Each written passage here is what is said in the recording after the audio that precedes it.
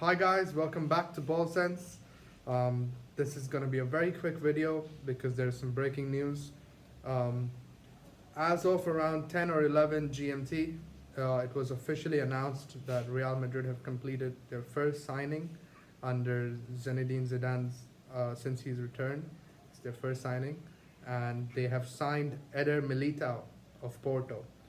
For those of y'all that are unaware, Eder Militao is a center back. He can also play right back.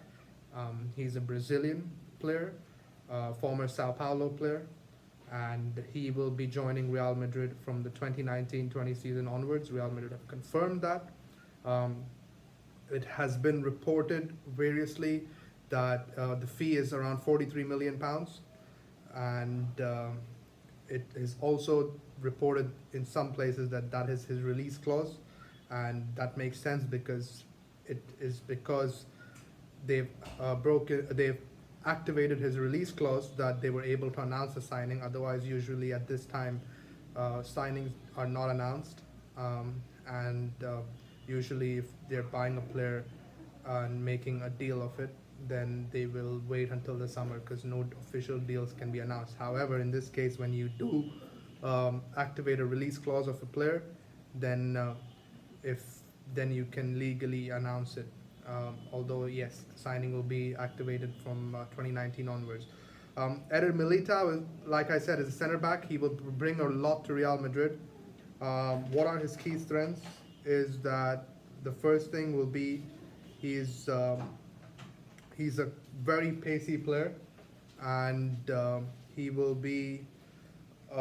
add anticipation, pace, as well as his aerial game. His aerial game is one of his strengths, and it his aerial game not only just to clear headers, but also the way he uh, makes sure that when his header needs to get go a distance, it does, as well as his passing of the headers. Because most of the time, if you notice that his headers always go to the players that they need to go, and when he wins the ball, so he'll bring that along.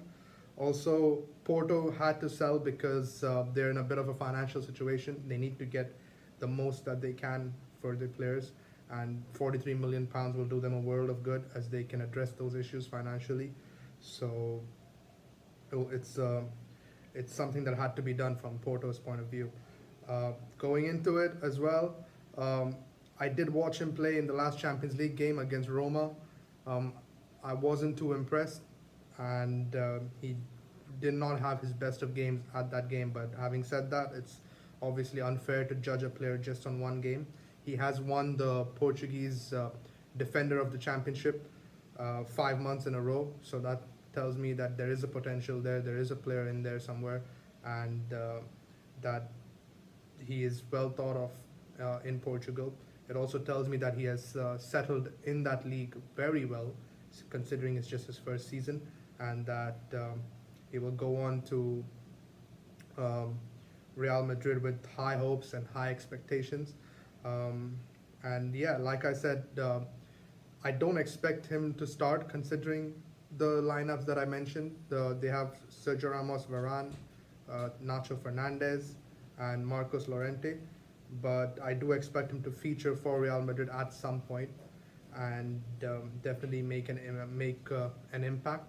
I also think that it'll be good for him to go in there and learn from the likes of Sergio Ramos how to adapt better to the La Liga as well as to the Champions League.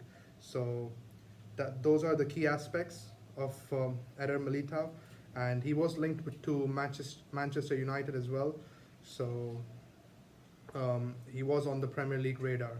So it's not a surprise that a team like Real Madrid went for him. You know, Porto are known for their scouting network in South America. They've had players like James Rodriguez and a lot of the other Argentinian players, Lucho Gonzalez, shall I say. For those of you all that remember, he was a very, very good player. And Porto are known for that. So it's no surprise in there. But yeah, so this is Zidane's first signing. I'm sure there will be many more to come as Real Madrid do need a squad overhaul, and they do need to see areas in which they need to strengthen. Now, going forward, there will be two more videos coming out. The Scout Watch for the Frankfurt game, as well as the Europa League second leg review. Also, there will be another video coming out tomorrow that will analyze the UEFA Champions League draw, as well as the UEFA Europa League draw. So both those draws, which will go into the quarter-final stages, will be analyzed, and some interesting ties in there. So look forward to that one. Thank you for tuning in, and until next time, see you later.